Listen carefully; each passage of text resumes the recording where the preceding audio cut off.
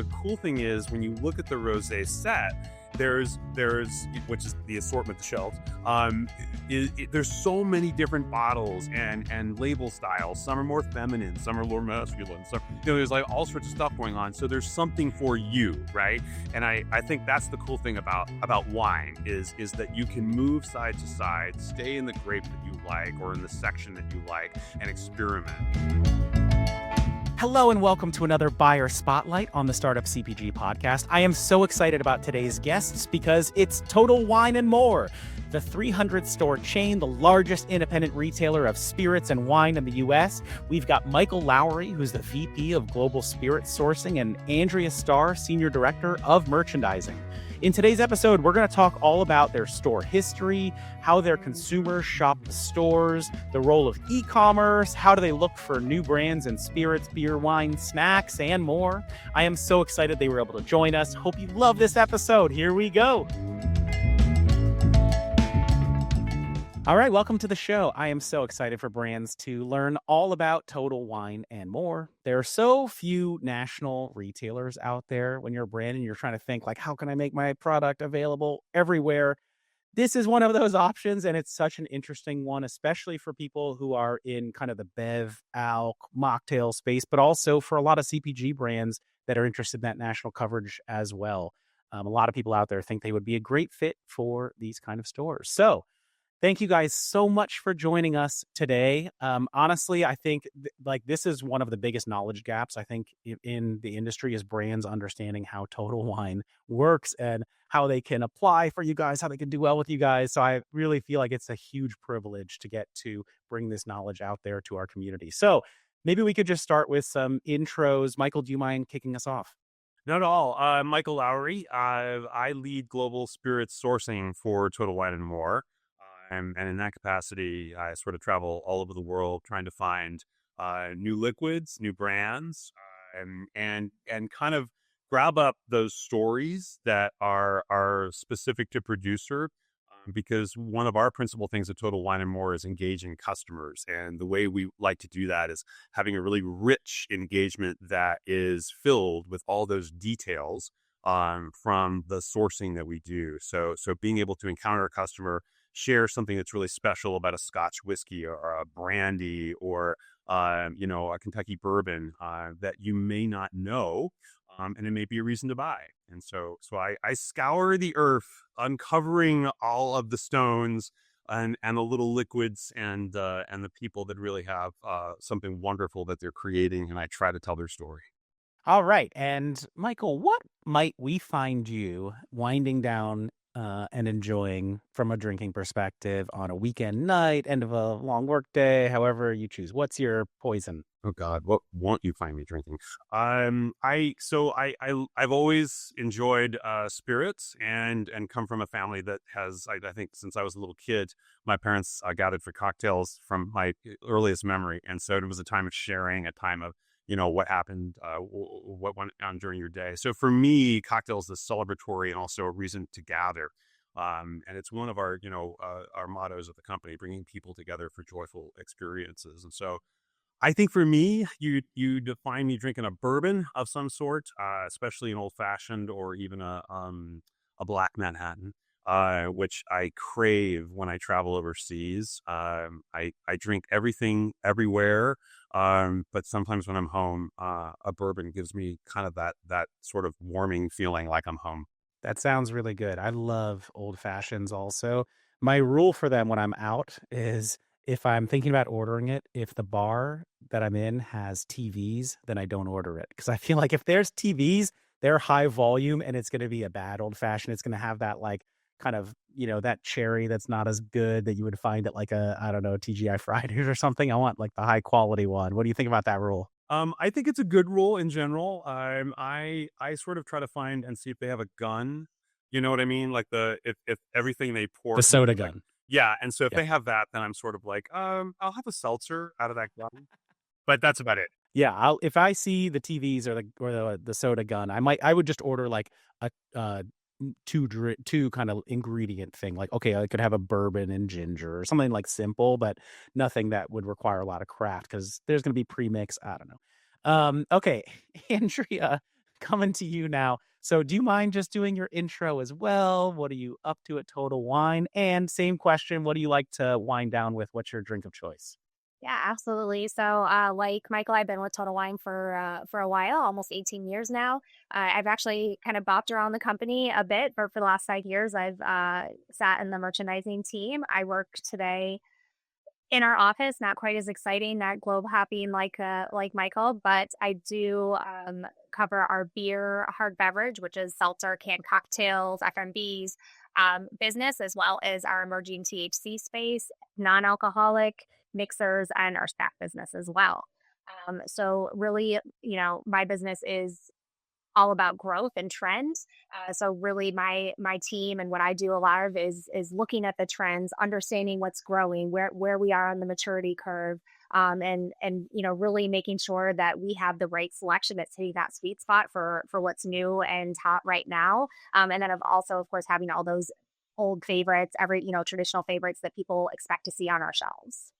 All right. And then your drink of choice to celebrate or come together or wind down, whatever it is you do with it. Yeah. So I like can't Michael, wait to I hear love my this. yes. So I do love my categories.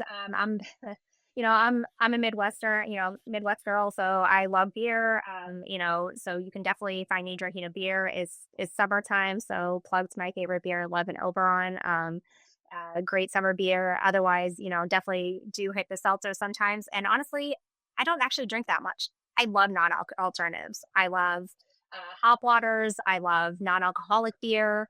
And quite frankly, non-alcoholic cocktailing, making my own mocktails is really fun too. Awesome.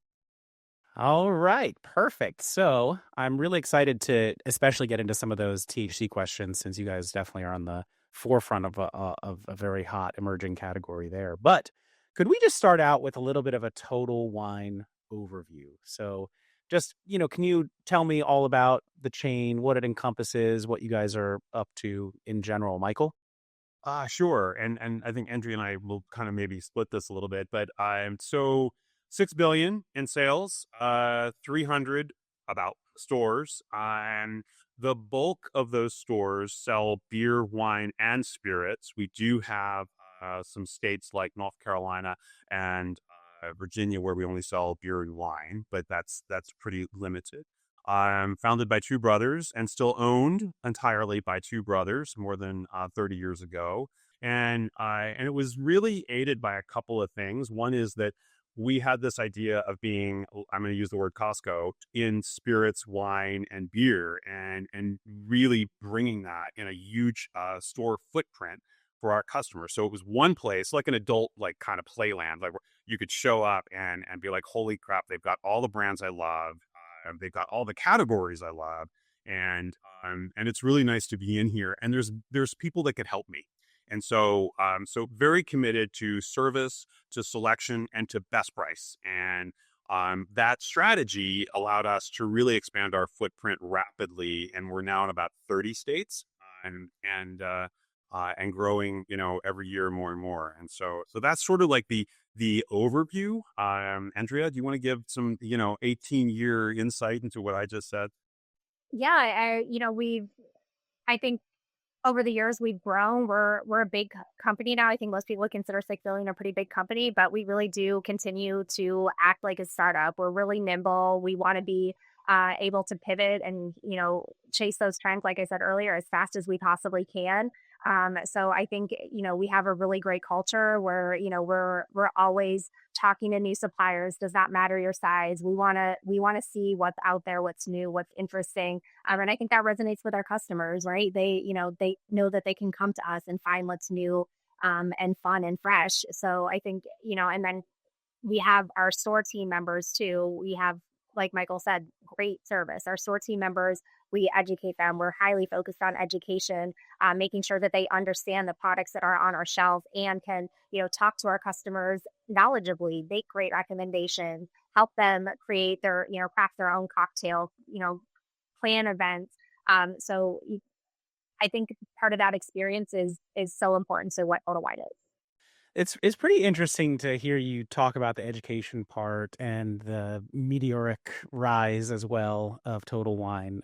For me, growing up, I would go with my parents when they were entertaining, and they would go to this store to get the wine, the same store they would always go to, and they would always go up to one of the people working in the store and just let them know what they were doing, what the occasion was, and get a recommendation from them. And I think because they wanted something that would be good quality and also get a good recommendation on like price point, because they were going to buy, for entertaining, let's say, half a dozen bottles, something like that. And they just really relied on the person to know. And I think it's something about like, if you're not a total pro on wine, it's hard to know. There's so many different kinds of wine out there. And, even if you don't know a lot about the grape varietals and all that stuff, you definitely aren't going to know about all the different brands within them and the years and all that stuff. And so yeah, it's not like they had a relationship with a specific person there, but that was the muscle memory, was go into the store, ask the person there, and just trust them. And then, you like the wine, and then you come back, obviously, and do the same thing. So it seems like, is that pretty common, do you think, for how people come in and typically shop at Total Wine? Are they people like that who are really like coming in and asking things, or is it more people who are coming in and like they have specific stuff they're looking for and they just know you have great assortment and price points and all of that? I did work in our stores for several years, so I can talk a little bit about my experience, but I want to start with our jingle. So, find what you love what you find. And that sums up our customer base, right? You might be coming for a specific product and, we want to have that for you. Or you might be looking to explore and we have that for you as well.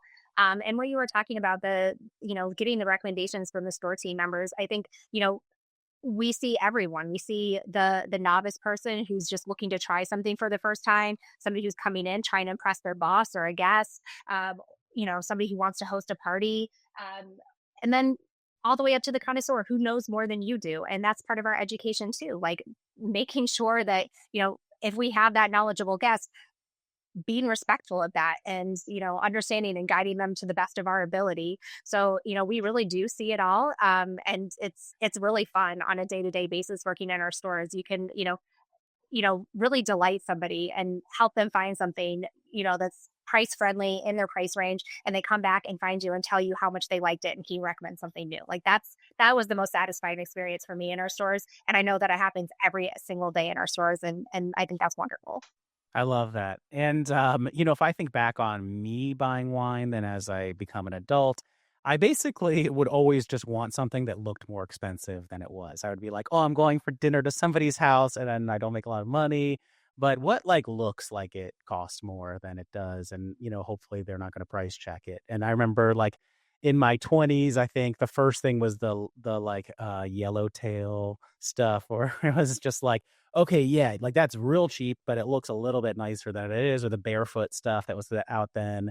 And then, I think like now I'm older and I have more of an opinion on what kind of wine I like, and it'll be more specific. And I know the kind of regions that I like as well. But I would still, I don't know, even today, I'm probably looking at that of just like, yeah, I want like to have it at the party, but I want it to feel special. So I want it to like look pretty nice. I don't know. So for me, that would be one of the purchase drivers, honestly, is just how does the bottle look? And does it look like it's a special kind of quality? But I bet I'm not alone in that. I bet there are a lot of people who come in and they don't know, but they're like, I want it to look like nice, because we are commemorating something probably in a lot of instances, or it's a special occasion, or you're invited to a party and you're excited and you want to make a good impression, right? That probably just goes back to the importance overall of marketing and design in the spirits and wine industry. What do you think, Michael? When you're out there looking to discover, scour the earth for stuff, how much is that playing a part in your discovery process? Well, I think this is a really touch point for me because I spend so much of my time building brands within Total Wine. And I think what you guys were talking about a second ago, if I like Pinot Noir and I come in and I know I like Pinot Noir and I've been drinking Mark West and it's not that expensive. And now I find a bottle that looks a little bit more expensive and it's Pinot Noir, I'm probably going to move that way. Or I'm going to have one of our team members say, hey, if you like Mark West, you're going to love this. And it's $2 cheaper and it still looks great. And I'm going to try it because now I can save a couple of bucks. So we are really good about organizing, our assortment in a way where you can go up, you can go over, you can go down, and you can stay within a varietal that you really like, varietal being the grape. And or if I'm you and I like rosé and I'm now in the rosé section and I'm just looking for a great looking bottle, man. And I'm going to take it to a party and I don't want people to think that I skimped. And the cool thing is when you look at the rosé set, there's which is the assortment, the shelves. There's so many different bottles and label styles. Some are more feminine, some are more masculine. So there's like all sorts of stuff going on. So there's something for you, right? And I think that's the cool thing about wine is that you can move side to side, stay in the grape that you like or in the section that you like, and experiment. When you get over to spirits, wow, things really shift. And now you have all these bespoke bottles, right? You have all these like crazy, no, only Bombay gin looks like this, and only Lafroid's Scotch tastes like this, and so there's a lot more barriers to entry to understanding what I need to buy in that space, and what it's going to taste like, and if you're going to tell me that this Scotch is like that one, is it really going to be, or am I going to be disappointed? And I get concerned about that. Whereas I don't feel that way so much in over in Pinot Noir because I know I like that grape. And so I think that the challenge for our team members at store is how do I engage a customer and get them feeling comfortable enough that I really can be a guide to them, a trusted guide where when they come back, they're like, "Hey, I really appreciate you putting me into that gin that you just got in from Britain. It was fantastic. And I'm a lifelong Bombay drinker, but I really love that." So now you really have somebody, you have a customer who you're like, okay, I've got the next thing for you. Come on with me. And I think that's really exciting. And it's a fun way to move customers around. So let me ask you one question about the design, because I've never thought about the branding that way. Probably it's obvious to a lot of people, but about how things can be more feminine or masculine. And that resonates with me because actually in the early days of Startup CPG, we were called SF CPG, and I just had this design off Fiverr or something that was like red and black and kind of looked like an ESPN logo or something. And a designer looked at it and said, "That's very masculine. Do you know that?" It might be a little polarizing. I was like, "Whoa, I had never thought of that. Oh, yeah, actually, you're right. Okay, I get that." And so I'm interested in just thinking about how that translates in your world. So, m- can you carry through the example for me a little bit? So, if we take, let's say, maybe the vodka set, like, how do you feel about some of the brands that are well known that are out there then in terms of the branding and like how it would appeal to somebody who saw it for the first time, like Grey Goose or Kettle, or Sure. how do you feel like when you look at that? What like can you illustrate that a little bit of Yeah, like what yeah. people might I think? think I think that there's, in CPG land, we talk about all those equities in pack, right? And I think in our business, liquid is probably your primary equity. But as you move into spirits, and I call this out in particular because wine can be very delimited by region, by all sorts of things that say, no, you can only be in this shape bottle. There's all like champagne is a good example. Like, nope, you have to be in this bottle. And now you can play with the label a little bit, but you're limited. And whereas I go over to spirits and there's all spark, it's sort of like I can do anything I want. I can spend any kind of money. I think the equities that exist in a particular pack are extremely alluring. And so if I call out a brand like Maker's Mark, there are most people who enjoy Maker's Mark, and I say most, are enjoy it because there are so many equities about the brand that signify, that's the one I love, the one I can count on. I know exactly what to expect. And so whether it's the red wax seal on the neck or the parchment label that has like all these kind of cool like little symbols and marks on it, and just the masthead itself, the marquee name itself, it's nice, big, bold, and I have to, unwrap that wax seal at the top before I pour my first drink. There's a ritual that I go through when I encounter a brand like that, or for that matter, Don Julio 1942, or Claus Azul that has the little metal top that I like to have a ring the bell every time I go to pour it, right? So I think spirits have done a remarkable job of incorporating many different equities, whether it's an outer pack that I've got to open up first and get to the luxury that's inside the box. And so I think there's all of these steps that I go through that become ritual for me. And if the brand that's being offered to me doesn't offer all those equities, then it seems less them. And so I think there's a real magic in spirits when you get this down, and when brands like Macallan and others really own this and they take it into a lifestyle place. And so there's not everybody can do that. I don't know, Andrea, if you feel like there's a brand that or something that pops up in your space that really kind of hits this, and I'm trying to think like who. I mean, especially like the beer and hard beverage, those are all about brand. And, no shade to the brands at the top, but I like to say the best liquid rarely wins in my space. It's all about the package. That's what people go to. And the differences between the liquids in some cases, like a seltzer product, can be really minor. It might just be this one uses a little bit more flavor, a little bit stronger flavor, or this one's a little bit lighter. I think a brand like White Claw is really interesting, right? Like it's just seltzer water. There's not that much interest to the product. I love the Mark Anthony brands. I like White Claw. So again, no shade to the brand at all, but something, they came out, they were one of the first on the shelf. They have that really clean white box. They were really able to drive home the message that this is a low calories product. It's a replacement for, your beer occasions, and they won and they continue to win. And I think packaging just drives that message. And if you look over time, they have made small modifications to their package, but they are so careful to not change that. A lot of people came in with that white box. They, tried to replicate it, and they just weren't able to break into the space. So I think that's, branding is king in that beer and seltzer space. And, there are some brands that just do a really great job with it, and it resonates with the customer. I love these examples from both of you, and I hope it's a message that all the brands will pick up on just really how important the packaging is, which is always true in CPG, but I think more important than any other category, probably in spirits, wine, beer. And you know what? Also, the interesting thing to me is you actually have a lot of local beers, craft beers that even have labels on the can. Which, if you're any kind of other beverage, for me, I'm like, don't do it. That it like looks really crappy. If you do that, it's going to look like some bush league, no pun intended for beer, kind of product. And you're not going to sell well. People are going to pick it up and be like, this is low quality. But in beer, they actually do really well with that, like the local stuff. It's almost like a signal. It can be in a lot of instances that this is a local beer and you can love this. And, beer more than anything, I think when I hear retailers talk about like, we love local, beer is the one that actually drives a lot of that because they develop such passionate local followings that can actually get people in a store if they like can find their favorite local beer that's present at events and field marketing, all that stuff in their community, and come in and actually buy that somewhere. So pretty interesting. And I also like the other examples that you gave, Michael, around the Maker's Mark. For me, it's such an interesting brand because it's one of the few for me that is, truly national. You can find it everywhere, mass produced, but it actually still feels craft.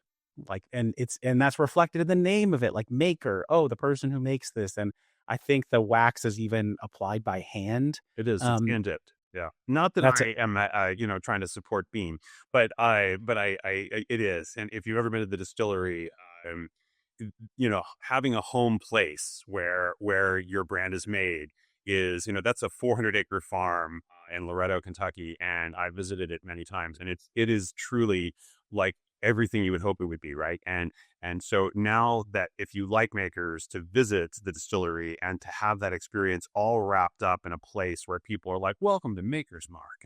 And it's that sort of thing. You walk away being a lifelong devotee of the brand. And that's a really special thing to create.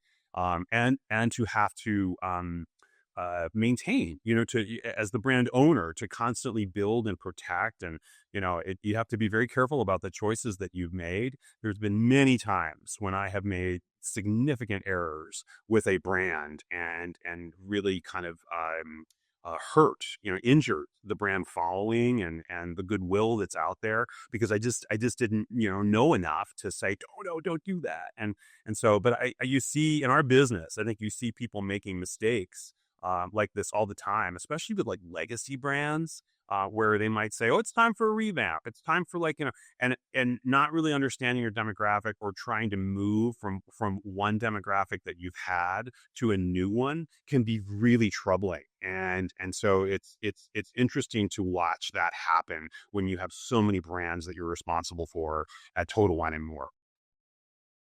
It's pretty interesting. I think there's a lot in what you just said, and I've worked a lot with people who come from some of those legacy companies, and they're all very data focused people, and they're running some of the biggest brands in the world. And when they see the data one way, of course, it's going to be an instinct to follow it, to follow the trends. But also, a lot of times, that like those aren't the same people who actually built the brand. And you can there just can be a real big disconnect, and then you have marketers who are maybe I don't know, a lot of times I think it can be kind of like marketing by consensus or just things can get distilled. It's no longer a brand that's just led by like a founder and creator who has the vision like really holistically. And then yeah, you can chase a trend and then make a huge mistake with a brand that's, maybe just not going to grow in the way that it did before. And that's the reality, right? If you look at some of the biggest CPG companies out there, their products are not going to grow a ton anymore. They're going to have to grow by innovation, acquisition, not like all of a sudden finding a new growth curve for their beer or whatever that everybody already knows about and has kind of stuck in their mind how it is. Yeah, yeah. So anyway, it's pretty interesting to think about. And also I really liked what you said about the packaging flexibility because yeah, even in the vodka set, you have um the one vodka that comes in the skull, the glass skull, right? Which is pretty interesting and absolutely beloved in like Canada, I think, and other places. And whereas in, yeah, wine, champagne, you don't see a lot of variation there. Like the innovation might be a small bottle of wine or a bag, but increasing the quality of what's in the bag, stuff like that. But yeah, I haven't seen like a lot of wine in a shoe or I don't know, something kind of What's out there? interesting. Yeah. Would you just say no to something like that? Not necessarily. I think there's a lot of things in the lockbox at the store that I don't obviously I'm not responsible for buying everything in the store. But when I go to see our lockboxes, I'm like, who approved that? And because I just don't know why and how that got there. And then I'll turn around, I'll walk down the aisle, I'll come back, and the lockbox is being opened and somebody's buying that thing. And I'm like, okay, I just goes to show you, you don't. And so a motto that I think Andrea and I both use is while we are buyers at heart, our personal tastes and what we think is delicious or not delicious actually matters a lot less. It's really about what we think will sell and is there a market for it? And I would say, if anything, is the liquid faulty or not? That's different. I think we have to be very good judges of whether or not we're dealing with something that's faulty or not properly produced or something. That's different. We have to be excellent judges there. But beyond that, I think it's more of a, should we test it? Should we blow it up? Should we, what should we do? And what is even flavors, everything else. I mean, I was in one of the trade shows I go to is Provine in Dusseldorf in Germany, and the owner of our company was traveling with us, and he made me go over to the wine set with him to the wine halls, and we tasted a Dubai chocolate Merlot. And I just said, his name is Robert. And I just said, Robert, really? I have to taste this? And he said, Michael, he said, this is about flavor. And I know maybe we'll talk about this in a little bit, Daniel, but I think flavor is an enormously interesting spot and sort of something that is being amplified in ways that I never expected it to be in all the years I've been in the bev alc space. And it is happening. And it's sort of capturing a flavor that you love in different channels. And that happened to be Merlot this day. And, was it Dubai chocolate? Yes. Was it a Merlot grape? Yes. And, is someone going to buy that? Yes. And so we have to buy it. We have to carry it. And so anyways, I think that's kind of, it's sort of a fun part and also a really sort of frightening part of our job. But wait, Michael, did you like it though? It doesn't matter if I like it, Daniel. I know, I'm It dying to doesn't know matter. though. What matters is if I thought that the Dubai chocolate flavor resonated, and if I thought the Merlot grape channel that it was in was not faulty. And in that case, I would say it was a good product. Okay, cool. That's a good bar to have. It's not faulty. Andrea, what do you think? You want to build on that?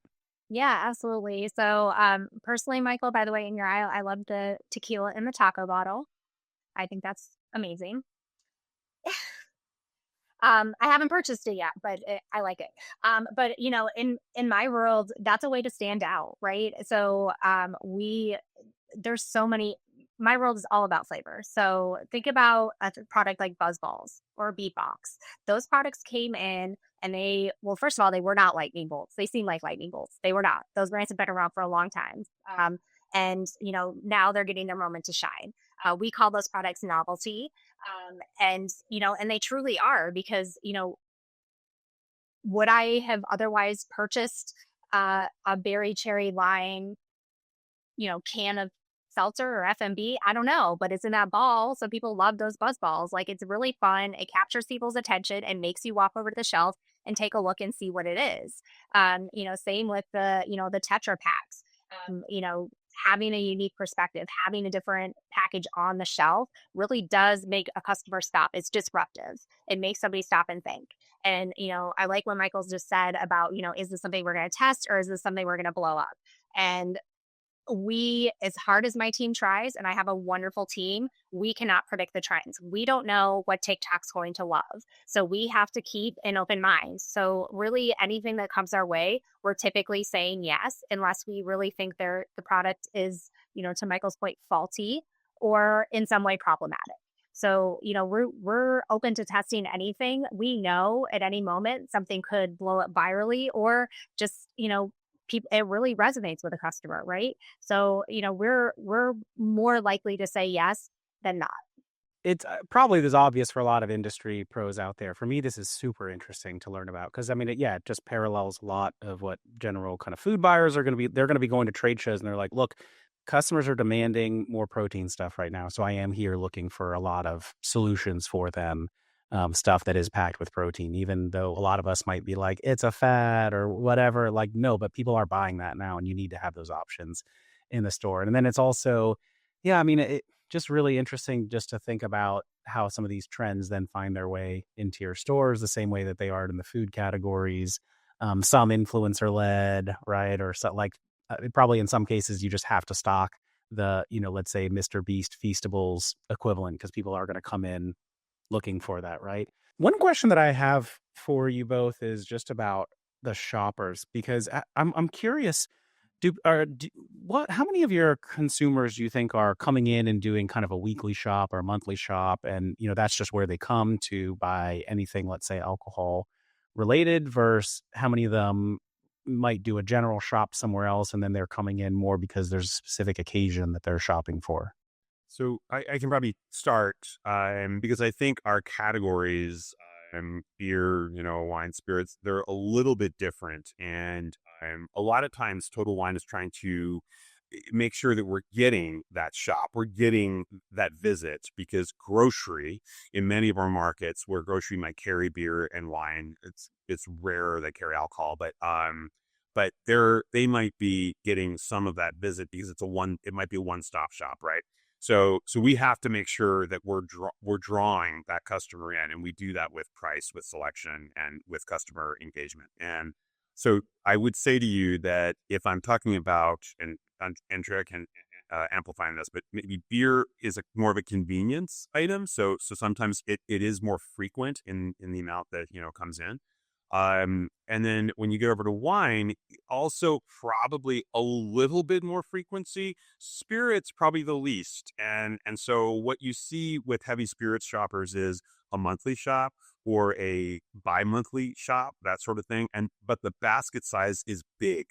And so that's very common. You see multiple bottles, and then a lot of times there's crossover. There will be wine in that basket. There may be some beer in that basket, but it just depends a little bit on category for us. And I'm not even thinking dimensionally about the other categories that Andrea does. So Andrea, what do you think?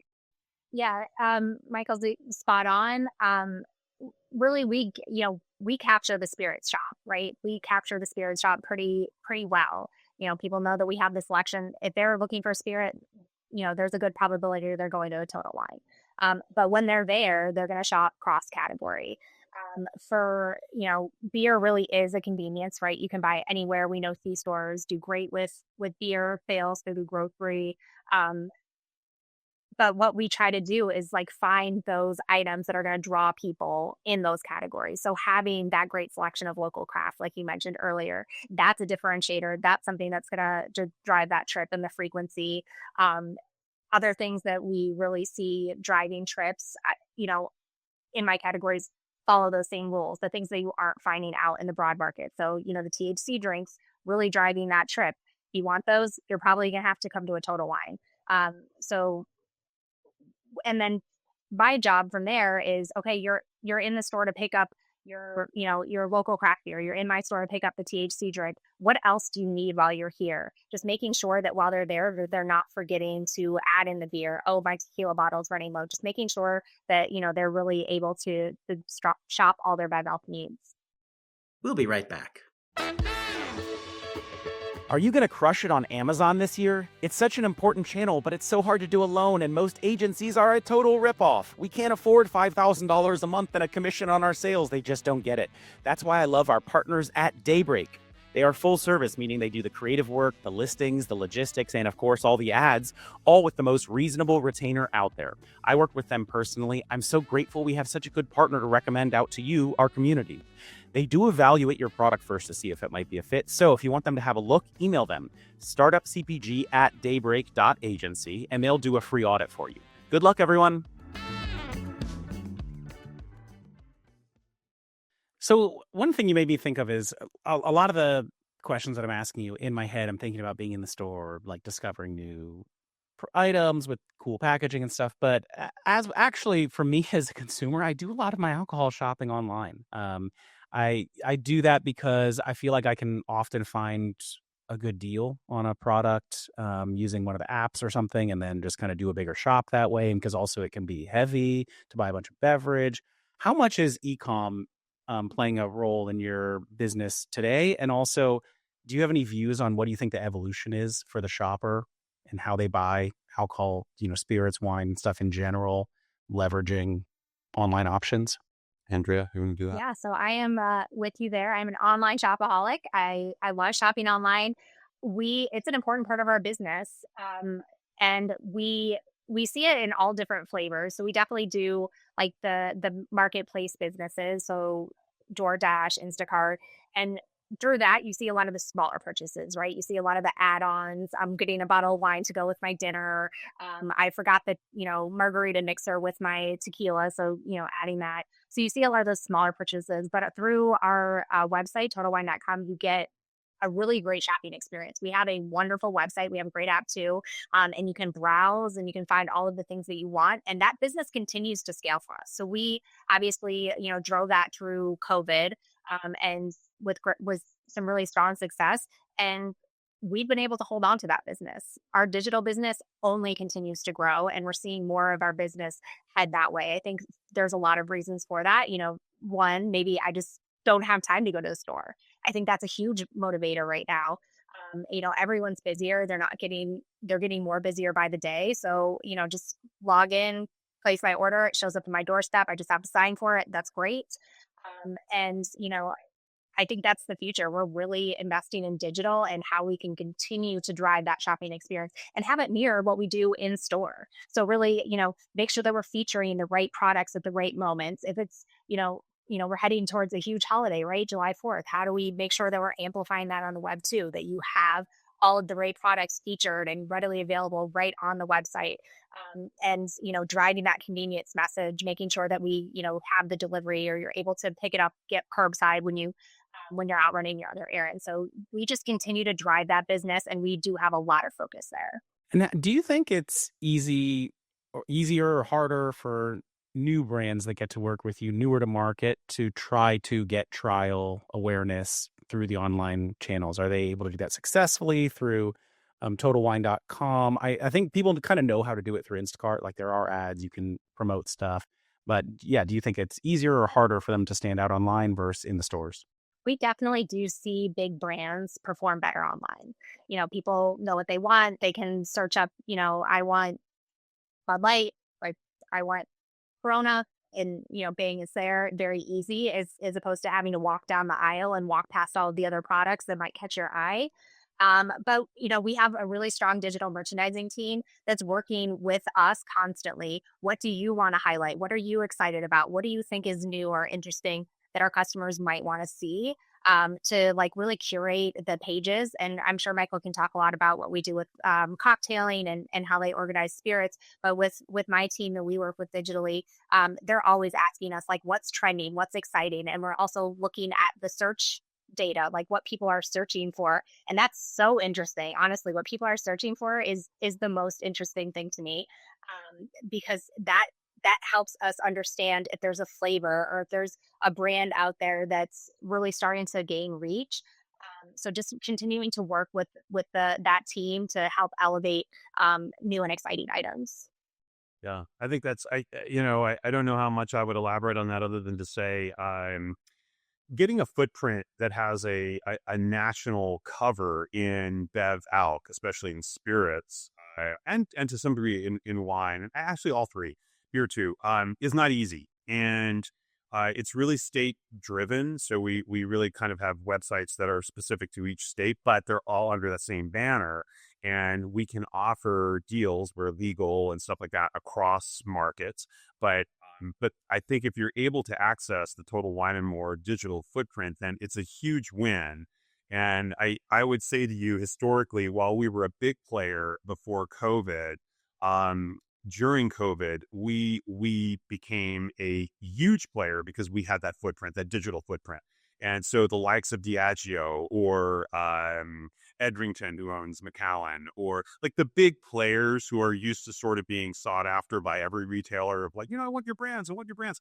I think for the first time, they were like, what do we need to do to get onto that website? And it was that, that was kind of that moment in many ways for us. And we were very fortunate to have the vision that number one, we were putting a lot of energy and a lot of investment into our digital marketplace before COVID, and then we, as COVID approached, it was like we stuck like nuclear reactors to it, and then we amplified it with the bricks and mortar by saying we can bring it out to the parking lot with you, park here. I mean, the guys went out, got buckets and sand, and nailed like little posts in there with number 17, dial this number, and it was their cell phone number. And when you got there, you literally called the store manager, and they came out with your delivery. That sort of ingenuity that we had, and the almost what would you call that? Like the twigs and sticks, that we put together to make something digital work,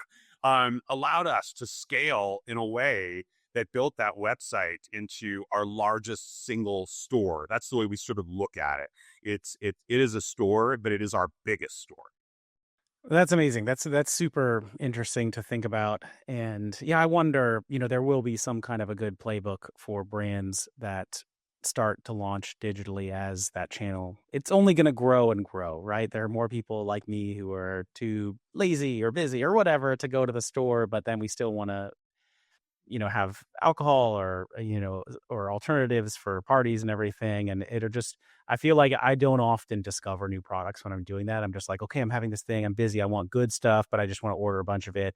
Let me get on the website. Okay. Yeah, that all looks good. Let me just take those 6 things that I know and I trust for this party rather than having a chance to maybe sample a brand that's demoing in the store and learn to love it or, just so I think brands definitely have their work cut out for them to learn how to differentiate themselves and get trial and awareness in this digital world. And a lot of them will be doing it through their own Instagram and, efforts so that when people see it on there, they know it a little bit already. So speaking of brands that want to get noticed and want to work with you and get in that store and get in your stores, how do you discover new products? What's your process like? Is it happening on your website? Is it people running into you at trade shows?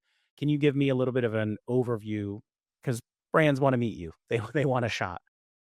Well, so I'll start because I travel as much as I do, and part of that travel is oriented to world trade events, right? So there's Vinexpo, which is a big show in Paris. There's Provine, which is a huge show in Germany, and it draws the world. And they're massive, massive shows, especially for wine. But there's a huge spirits hall as well. There's other spirit specific show like Bar Convent and the Tales of the Cocktail in New Orleans, and then of course I think Bar Convent also has a Berlin sort of outshoot, but there's a lot of events where we gather and meet as sort of industry folks, and you can get a booth, you can show your brands. So if I'm a legacy brand owner, I might do that and show off whatever I'm building that's brand new in my assortment. And I want to engage you, try you on it, and see what I can do, to get you to buy it. If I am a little guy, accessing shows like that can be extremely expensive, if not cost prohibitive. And so they do, a lot of the shows now have special areas that are very small, almost like kiosk-like type locations where you can get in there for a lot less, and, you run with it. And then other times countries will subsidize an entire section, and that allows smaller producers to get into a show under the auspices of being, Greek or Austrian or whatever it might be. And so I would say those trade shows are a really good way to encounter, what's new, especially in Europe, being American and kind of running around. There's a lot that happens, organically, that just comes to me, whether that's through LinkedIn or through contacts or just cold calls. And it's not hard to figure out what my email address is at Total Wine+More. And so sometimes you get a lot of that. But I would say that it's sort of, it really comes from it's all over the place. And you really, it's one of those things that's akin to the way I described the way that we buy, which is it's not what I like, it's whether or not I think something can sell. And so when those sort of ticklers come my way of, hi, I'm making a vodka and I'd like you to try it. It's not like I don't need any more vodka. That is not the answer. So I might fire that off to our vodka buyer and I might say, hey, I'm passing this to you. Tell me if you think that there's, an opportunity. Um, but that gets more to now the nitty gritty of how we operate. We have category leaders at our company, and they create needs lists. They create opportunities within category where, hey, we don't have enough of this, or we're selling the crap out of this. We need more in the assortment. So we are driven by a lot of analyses in this area that tells us what we should be shopping for and where we need, what percentage of our sales is coming from what percentage of our assortment, right? And how are we doing in terms of category, like what's our most profitable category? Are you really souped up in that category? And, stuff like that. So we absolutely look at it from a data perspective constantly and are tweaking, and, tequila needs to be, have 4 more feet, and maybe vodka needs to have 4 less feet. And so we constantly look at it that way, and then we adjust assortments and what we're buying based on that as well. So there is a little bit of kind of give and sway within those people trying to get in and what we have space for, if that makes sense. Absolutely, it does. And Andrea, same question for you. And is it same answer or anything different, particular to your categories or how you meet people? Yeah, mine's a little different. We're not quite as actively going out and sourcing products. So there is a piece of my business that's like that, and the food and mixer category, we definitely do frequent trade shows. Really depending on what we're looking for. So we're kind of doing that analysis. And if there's a category that we're not finding, organically, then we'll go out to a show. We'll go to like a Sweets and Stacks or an Expo West and try to see kind of like what else is out there. Or is it something that just doesn't exist and we have to figure out, like, is that something that we want to, do an RFP or go find somebody to help us create something new. But really for the beer seltzer piece, a lot of it does come to us really directly through our website. It's really easy. You go down to the bottom, there's a For the Trade link, and really tells you everything you need to know about how to submit a product. Tell us about your brand. And like we talked about earlier, we're more often going to say yes than not. So, a lot of those, yeah, a lot of those brands are going to, come and find us and, we'll test them out. And there is, what Michael's saying, there definitely is some art, in there, right? Do we have the space for this? Where does this product go? That's my favorite question, especially in the hard beverage space. Like, what, like, where is this going to sit on the shelf? It's a margarita. Okay, it's a margarita, but it's in a can. Okay, so is it going in canned cocktails? But wait, it's a malt base. So does it go with the FMBs or does it go, so there's all those questions, the follow up there. But, really it's pretty easy to find us on the website. And that's how most of the products that in our sets are found. First of all, I love that. I love how you're talking about it. I think you're going to be getting a lot of submissions now based off how you just described it. But so just out of curiosity, what actually happens when somebody submits on the website? Does that kick out an email to you, or is it like a database that you'll go through, once a week or something? What's the process It's a like? black hole. It's a black hole. Yeah, it Yes, just you just disappears. We never see it. hit a golf No. ball into the ocean. Yeah. Yeah, there's a few different ways on our website. The primary one is there's just a new item submission link. And every team works a little bit differently, but my teams, we review over 500 new products a week. Um, if you think about it, it's local, like, right? We get local beer products constantly submitted, different food products. So so they are reviewing every day. So that's really a big part of what my team does. They look at the new products that are coming in and making decisions about, where and how we might add those new items. Um, so that is really a daily for me and my team. Wow, that's so interesting to hear. Thank you for telling me about that. And because you mentioned food a few times, do you mind telling people what kind of stuff are you actually stocking in Total Wine? What kind of CPG food type products are you interested in? Obviously, knowing that you're going to be going to shows and looking for the new stuff also. Sure. So really, the first thing is, what do you need to build a cocktail? So a lot of the most important food items that we carry are things that you might add to a drink. So our number one food product that we sell are maraschino cherries, and we sell a lot of them. That's true. So yeah, so that's a huge part of our food business. But beyond that, and I talk to my food buyer about this all the time, they don't come in for food, but they should leave with food. So we're not going to sell the conventional food.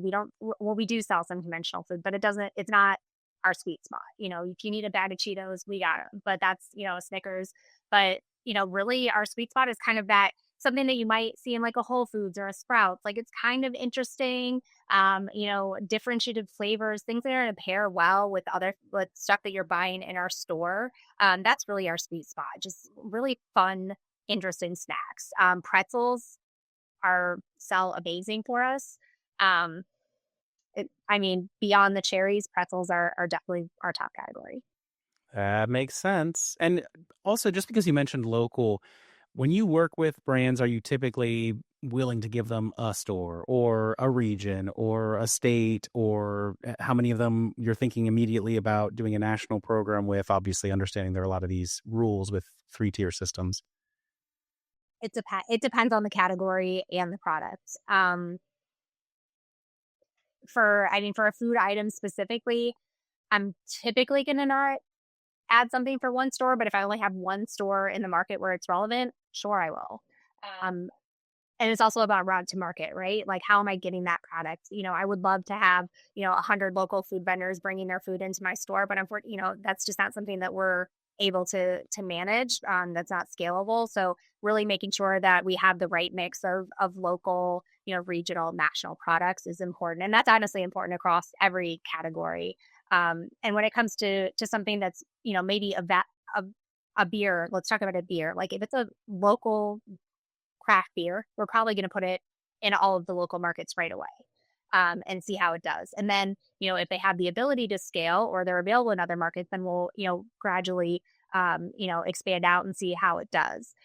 If it's a national product, something that's available nationally, kind of depending on who that product, who's making that product, who's bringing that product to us, what that product is, we can go a lot of different avenues. We can say, I'm going to put this in my test stores, the stores where it's most likely to succeed, and then, expand from there. Maybe it really resonates in the Northeast, so I just decide to throw it in all my Northeast stores, and maybe pull back on, the West Coast. Or it's kind of, hitting everywhere, and, then we kind of expand out, and just depending on what the sales look like will depend on how quickly we scale that brand. And speaking of route to market, can you talk about what your preferred method is, or what the most common is for Bev Alc, and then also for those snack products?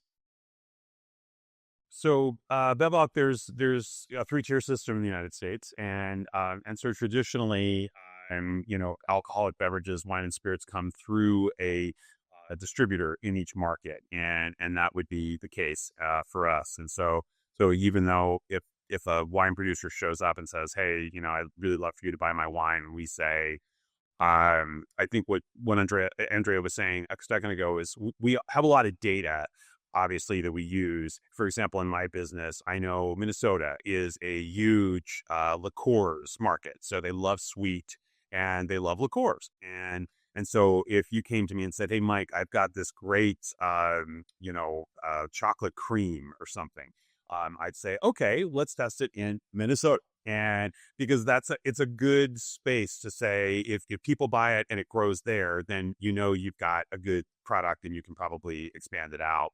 And when we do that in spirits, we tend to kind of zero in where the data tells us if you have a smoky scotch, I'm going to put it into best smoky scotch markets to test it potentially, and then if it works well there, we'll put it into we class the stores and stuff like that so that we can say, well, let's move on to next class and get it into that many more doors. And I think I want to be careful about saying that on in this cast, because I never want to discourage producers. I was at a wine tasting last night, and the guy makes 2,500 cases of wine a year. That's not a lot of wine. And so he's like, "I would love to talk to you, but there's no possible way." And I'm like, no, there is a way. And so you should never fail to bring product to us that is great product, regardless of how much you're making, because we can give you a couple of doors. We can give you, a door. The idea is that we want to make sure we have the very best product that customers would love to buy or are asking for, or we have data that's saying this is something customers love. We should get as much of it as we can.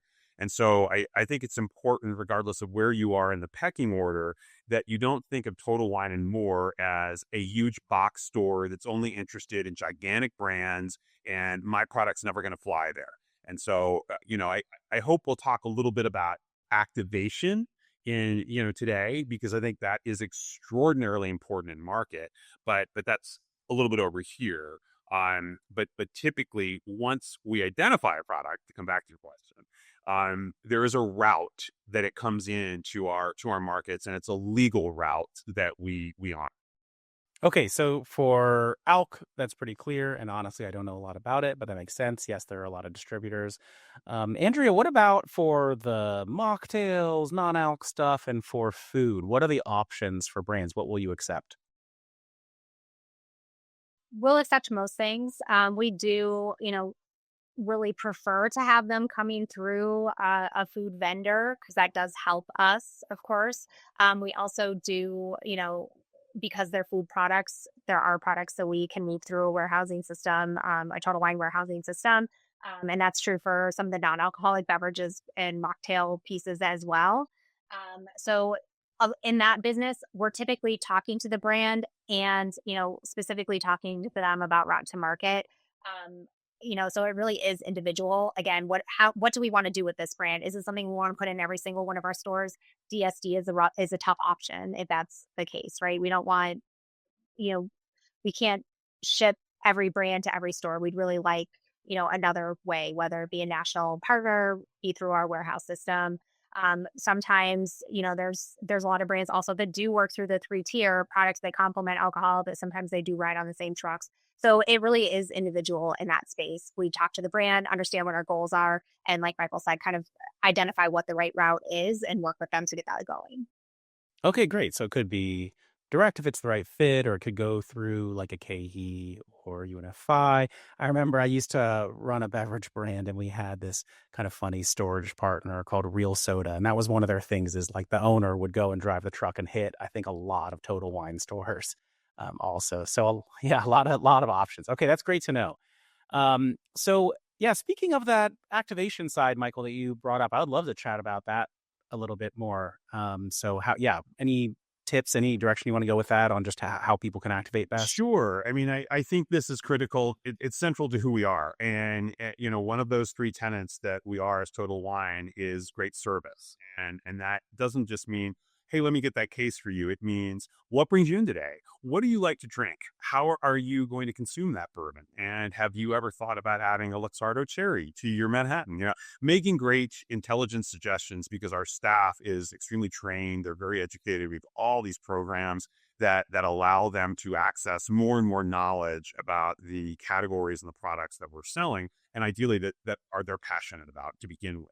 So I think that we created an environment that is filled with passionate people who like to talk about all the brands that are on our shelves.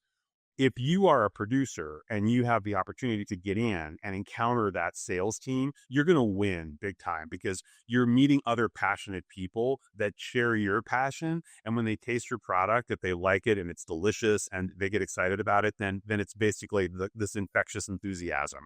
And even if you're not in the store, but you put the time in with our sales team, I think when you leave, the sales team still says, "Oh my gosh, those guys were in yesterday. They're awesome. I tried all of their liqueurs, and every one of them is more delicious than the next. But my favorite one is the strawberry." And I think that's like a really solid way to engage a customer, because you're giving it a lot of validation, a lot of truthiness, and I think we're really good at that. So I I would say, if you have a story to tell, right? I'm not just some white guy who went down to Mexico and found a mezcal and brought it back and it's great mezcal. No, no, no, no, no, no, no.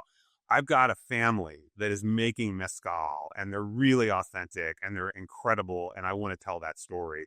We're your retailer to do that with, and we will sing about it. And so I think getting into market and bringing your story with you, activating with customers through tastings where legal, and with our team members, is the way you build a brand in the US. I mean, it's so fundamental. I like how you say that, and it honestly is a pretty different answer than I would usually get from a lot of grocery retailers who would instinctively go more to like promotions and a lot of other stuff. But I hear you, and that makes actually a lot of sense to me. Like, no, really, that is actually maybe much more important in a world where people rely so much on recommendations from staff and like the importance of really building your brand rather than just relying on discounts. But are there other ways that you like to see brands supporting the business, and also when they pitch to you, like telling you that like, hey, we're going to do these kind of promotions, we're going to have coupons, we're going to have demos, or field team, like what kind of stuff do you really like to hear from them? Well, I'm going to let Andrea speak to a lot of, because I think her world is filled with more promotional stuff. We do a lot of promotions as well. But I think I want to encounter a supplier that's going to say to me, I've got ambassadors in the market that are trained. They come to our distillery, or they're, we have spent the time to invest in them. And I've got a team that's going to cover the market, and maybe even we have classrooms in every one of our stores. And so sometimes we invite our suppliers to come in and do a class that might be specific to the categories that they sell or they're making liquids in. But I think someone who isn't just like, okay, I sold you the product, now it's your problem. No, no, it doesn't work that way. I want to know that you are going to have a very active role in market to help build the product and to get focus on it. And so that is something that I look for in addition to what you're selling me at a great cost. And so, Andrea, maybe you speak a little bit more to what you're looking for in other sorts of promotional activity. Yeah, absolutely. So, I mean, I completely agree with everything Michael's saying. Again, coming initially from the stores, like stories sell, right? You have to like, and these are emotional categories. People are very emotional about these, bev alc. So being able to tell that story really connects the customer to the product, and that is invaluable. That said, I have very promotional categories. So, we do want to know that the brand is going to be supported. We, like I said many times, we'll bring the product in, but now what are you going to do with it? Right. So driving smart promotions, driving trial with your promotion. So maybe it's an introductory offer. Maybe it's an offer during key moments to make sure that your brand is top of mind when I'm out shopping for my, July 4th barbecue, when I'm out shopping for Thanksgiving, whatever it might be. So making sure that you're using promotion in the right way, because a brand that's always on promotion is not a healthy brand. If you're only selling discount and discount, you're either priced incorrectly or you're not getting repeat purchase. So, really making sure that when you're using that promotional lever, you're using it with precision, and at the right moments, and targeting the right customers. And a lot of that is also about knowing who you are as a brand. Not every brand is for everyone, and that's okay. you have to have a target audience. Tastings, like tastings are so valuable. We do tastings in our store constantly. We're always pushing our suppliers to come in and taste, especially newness. We want to see these brands succeed. We want to see your brands grow in our stores. So coming in, tasting, telling your story, having people taste that liquids and getting their reactions, quite frankly. I like understand, like listening to the customer and hearing them and understanding how that might, impact, a tweak you want to make to your product, or like how that might impact your innovation pipeline. Like, oh, I really like this product, but I really wish you had one that was, mango flavored or whatever it might be. That can be really valuable. So, making sure that there's lots of brand tasting agencies out there. Some of them do a really good job, but honestly, sending your own people in is the most valuable thing you can do, because they'll be able to bring that feedback right back to you. And that's just going to help you evolve and grow your brand. And last but not least is that product or that education aspect, right? So, we do offer tastings and events in our stores.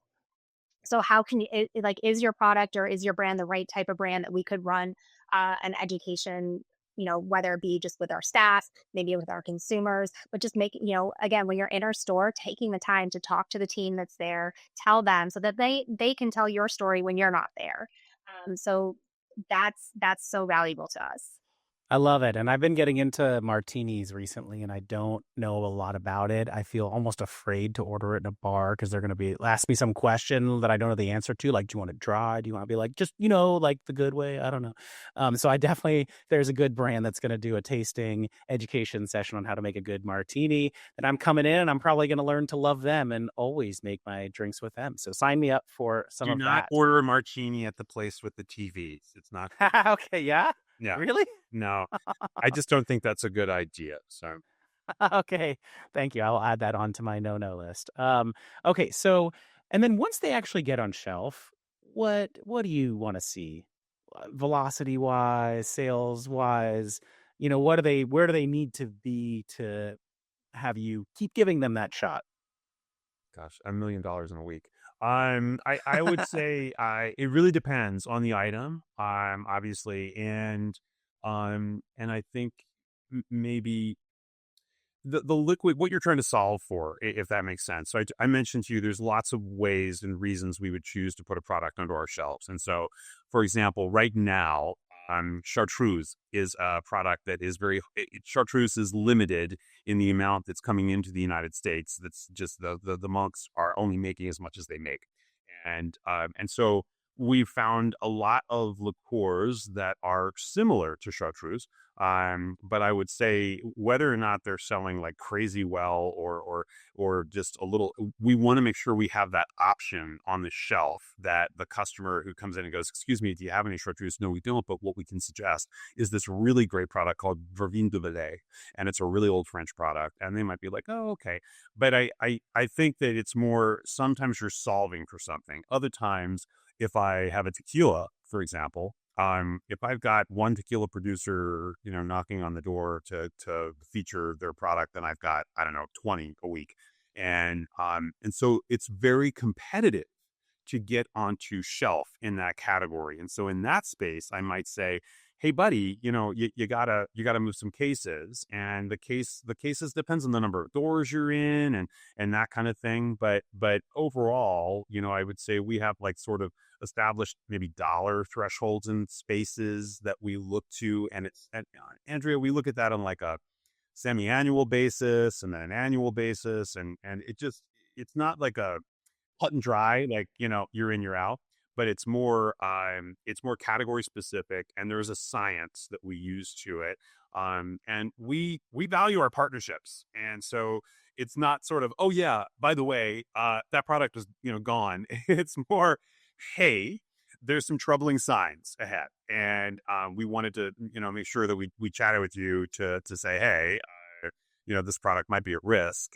Do you want to make a bigger investment in store activation, in tastings?" We call that getting liquid to lips. And what else would you like to do that we have tools that are available to you at the store, where you can sign up for tastings and stuff like that. Again, we're legal. But we try. I think we try to partner in that process as well to give you every opportunity to make the brand a success. Andrea, what else? Really, I think you covered it, and I think what you said. It really is about the specific product and a specific category. We do have a tendency to protect local items or items that are very specific. It might not be the best seller, but we always want to have X product on the shelf. In your world, maybe that is a product like a chartreuse or a specific aperitif or flavored liqueur, but it really is very specific. All right, amazing. And just as we're kind of finishing up here, are there any trends you're paying attention to right now, or any like products you haven't been able to find in the market? If someone out there has this kind of a thing, hit us up. Anything you want to call out specifically? Oh wow. Gosh, trends that I'm looking at right now are they're sort of all over the place. I already mentioned Dubai chocolate, Merlot. And I would say, um, in terms of flavors, my focus is on flavors as they appear in different channels, and I really have started to move away from the idea that I'm buying spirits, but I'm buying flavor. And so I like to use the analogy of a lady who might enjoy putting hazelnut non-dairy creamer into her coffee in the morning. And if I said to her, "What if I could get you that exact same flavor in a Merlot? Would you like it?" I think that customer would say, "I'll try it." And that's the thing you got to be looking out for as a buyer is how do I channel the flavor that you love into a space and a time of day, a channel that you might want to enjoy. And so that happens to be now 5 o'clock, let's say, in the afternoon, because you don't want coffee then, but you might want hazelnut. And so I think that's an interesting way to look at it. So I'm always on the lookout for flavors that we encounter in different spaces that might show up in a channel that I buy.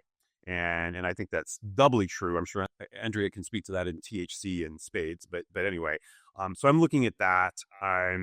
In probably in whiskeys, I'm looking at increasing like full strength whiskeys, barrel strength whiskeys, things that are really over delivering again on flavor. And so flavor out of barrel, all that goodness in barrel that's coming into the glass. And we're able to showcase that more because I think a lot of people, if they're always drinking Maker's Mark, it's fine. Maker's Mark is always going to be there, but how do you introduce to them the fact that they actually really love the flavor of a wheated mash bill, and they might really love it at full strength? And so that's I focus a little bit on that. Vortexes of flavor. Places where spicy meets sweet meets savory, with alcohol and stuff like that. So where is that happening? Like there's a big spicy tamarindo, which is based on the Mexican candy, poparindo. And so there's a lot of nostalgia that goes on in these spaces. And so looking again, where can I get a flavor vortex going on that, all these things are happening. And it might be a great additive in a cocktail. And it might also be something people love doing as shots because it tastes so strange. And so I like looking at that. And so I do think there's a move within tequila among those who have been drinking it, even those who have been recently introduced to it. And where they may have been hooked on sweet, I think they're finding their own tequila now. And that's a really fascinating thing in that category. In other words, this is the brand that I like, and it's my brand.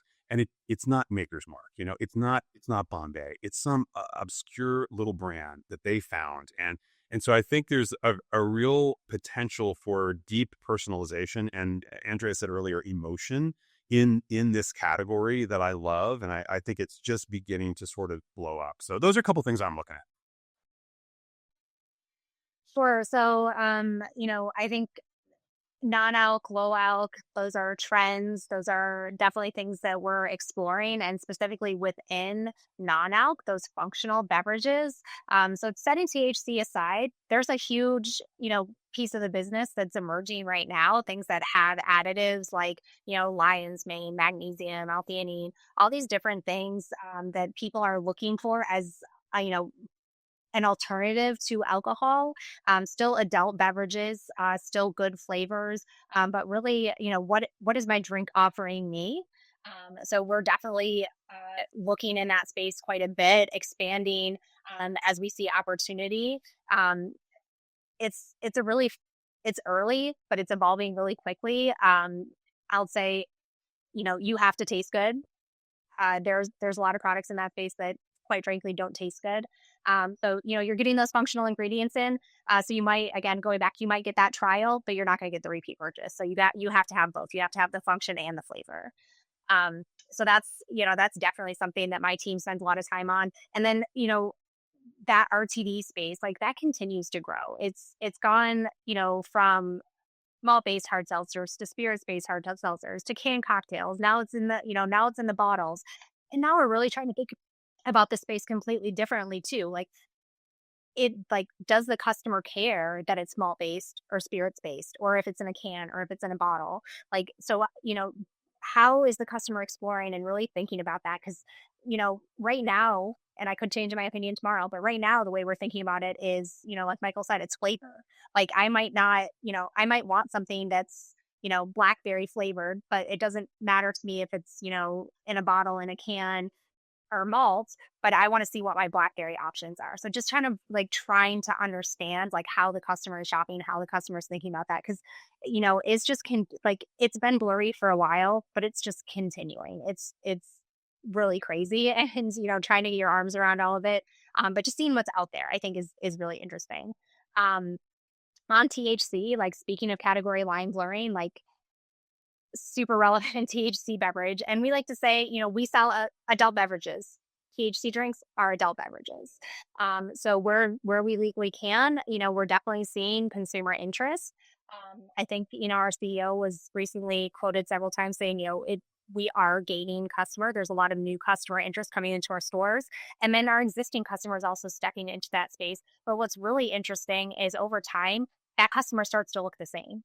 So it really is about occasion. And something I say a lot is, the cooler isn't changing, the cooler is getting bigger. So when I was a kid and, my parents would throw barbecues, maybe there was a domestic beer and a light beer, maybe an import if it was a special occasion, right? Now you open the cooler, you probably have a beer option. You might, a domestic or an import. You might have a craft option. You probably have a seltzer. You might have some non-alcs. You have some THC beverages now. It's just continuing to grow, and there's an occasion and there's something for everybody. So I think, THC does fit what we do in our stores. And this is also a place where education matters, like, the absolute most. Um, everybody, there's a cultural understanding of alcohol, right? You kind of understand when a beer is an appropriate drink, when a Manhattan's appropriate drink. Like, for THC, that's something that we're all learning together. So, you'll find in our stores some educational materials.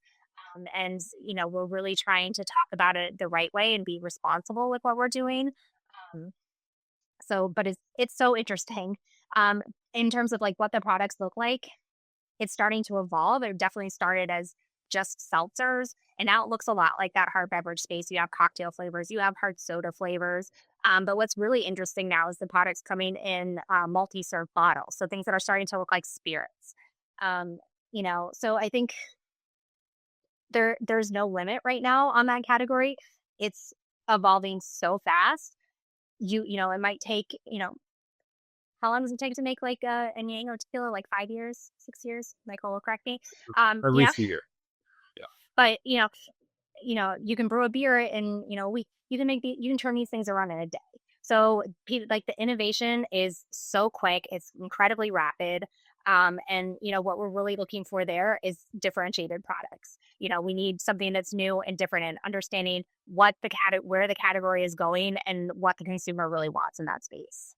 I love to hear how you talk about that, just because, I mean, the assortment you want to have for people for the different occasions, I actually want that even if I'm entertaining. So when I've had parties and places where it's legal, I definitely want to have that as an option. Some people want alcohol. Some people want, something like a White Claw. Some people want to have a THC drink, and some people don't want alcohol at all. And when I would host parties in LA, half the people weren't drinking, but they would still be pretty interested in those options. And like to have something for everybody. So I really like that you guys are thinking so holistically about that, and really just it's such an opportunity for brands who are innovating in that space to get to partner with you. So I am going to wrap us up here, but I just really want to conclude by saying thank you again, because this is such an unbelievable opportunity for me and for so many brands just to really get to learn so much about how Total Wine and More works, and how you look for brands, how you think about the whole category and stuff that's out there.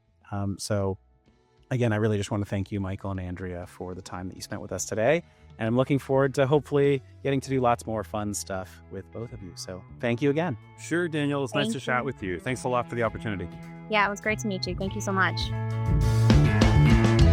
All right, everybody. Thank you so much for listening to our podcast. If you loved it, I would so appreciate it if you could leave us a review. You could do it right now. If you're an Apple Podcasts, you can scroll to the bottom of our Startup CPG podcast page and click on Write a Review. Leave your company name in there. I will try to read it out. If you're in Spotify, you can click on About and then the star rating icon. If you are a service provider that would like to appear on the Startup CPG podcast, you can email us at partnerships@startupcpg.com. Lastly, if you found yourself grooving along to the music, it is my band. You can visit our website and listen to more. It is superfantastics.com. Thank you, everybody. See you next time.